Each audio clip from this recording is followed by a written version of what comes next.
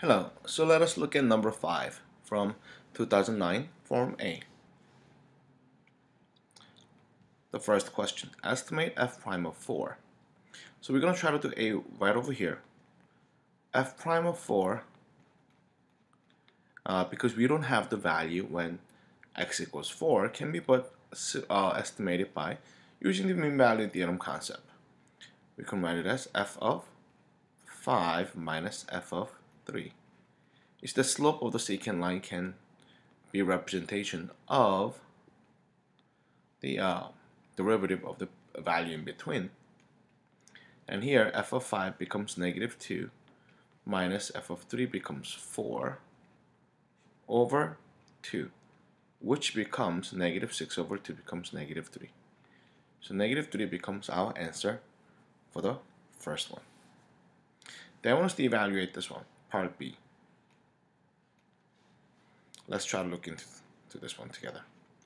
Part B says 2 root 13 of 3 minus 5 f prime of x and then dx. Now using the property of integral, what we can do is this.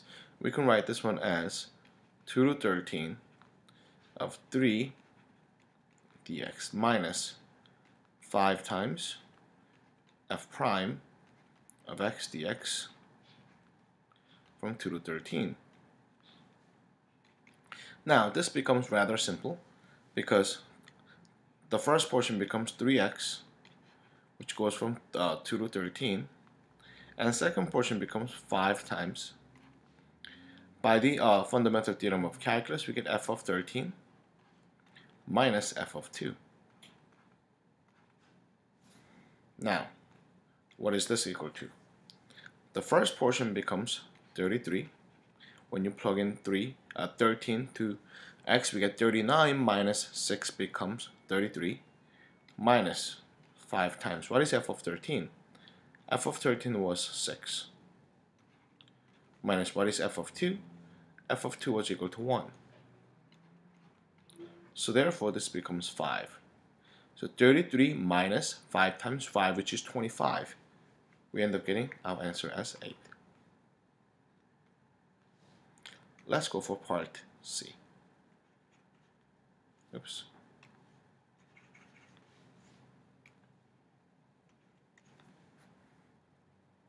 Here, part C. Use the left Riemann sum with the subinterval indicated on this way. So in order for us to evaluate this one, 0 through, actually not 0 through, I believe it was 2 to 13.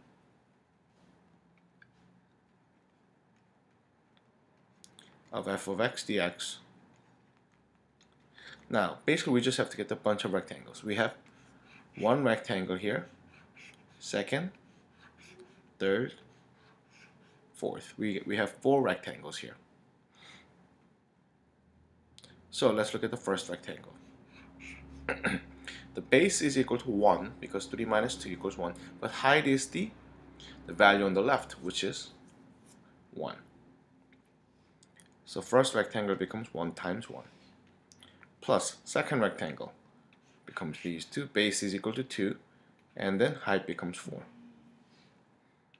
2 times 4. Plus third rectangle becomes base is equal to 3, and height becomes negative 2. And fourth rectangle becomes base is 5, height is 3. Once you calculate this one, we get 1 plus 8 minus 6 plus 15. Then as you can see, this becomes, this ends up being 18. Becomes our answer. Or to be more precise, I guess I can put it this way. Part D. Suppose that f prime of 5 is given in this way. Use the tangent line to graph of tangent line to the f at x equals 5 to show that f of 7. So here, part D, we have, first we need to figure out the tangent line.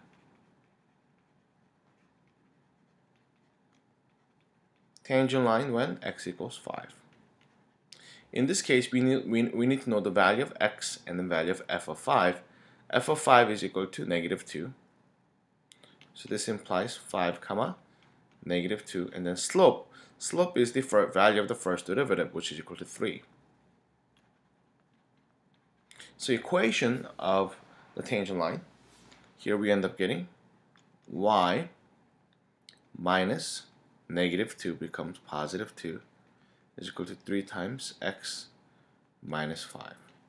To solve for y, we're going to just write this one as -2 plus 3 times x minus 5. That's how we're going to write it. Alright, now, using that, what we need to do is this. Knowing also that second derivative is negative. Second derivative is negative, what does that mean?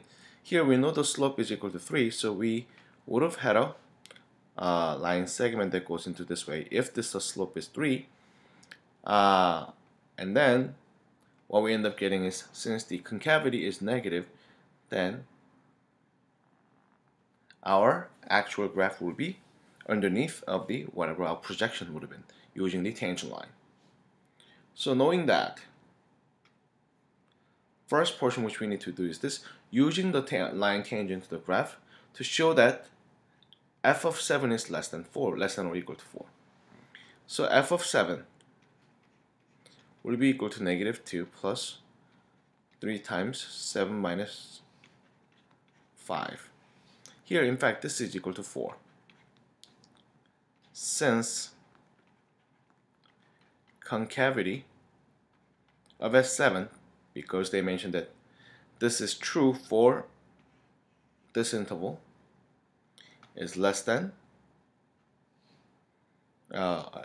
0, I believe.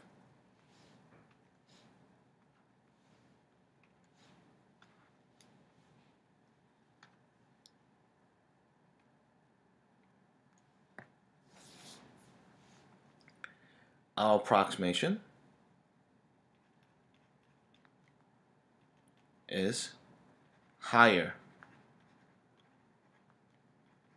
than, actually higher than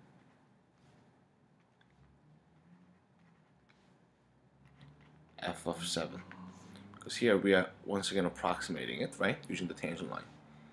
So this shows that f of 7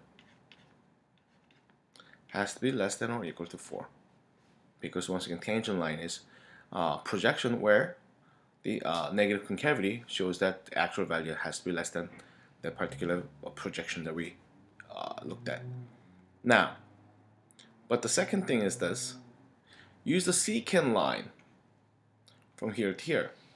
The fact that we are using the secant line, that means we are trying to connect from here to, if this is where x equals 5 and if this is equal to x equals 8, then what's going to be happening is this.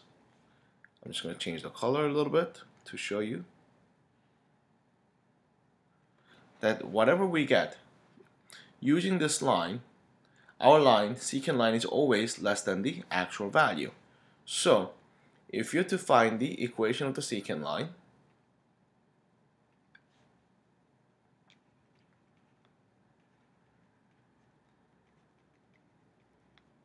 we'll be needing to find the slope first. What is the slope? Between 5 and 8 will be, so using those values, slope will be equal to 3 minus -2 over 3, 8 minus 5. Here we end up getting 5 over 3 becomes the slope.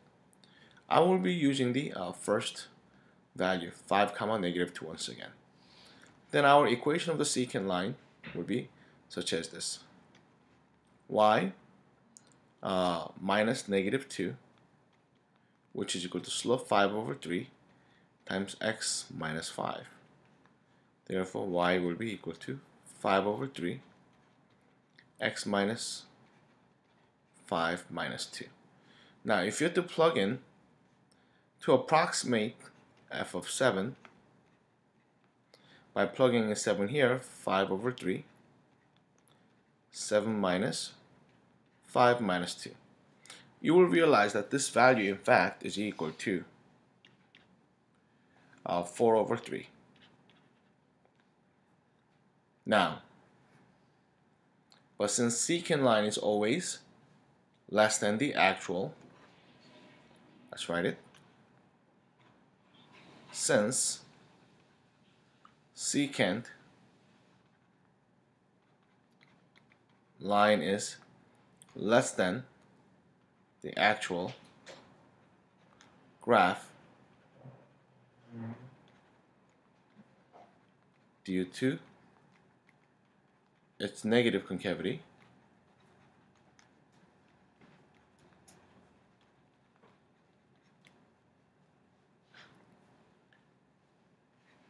f of 7 must be greater than or equal to 4 over 3. So that's another thing which we get to realize. And that is part D. Alright, I'll see you later.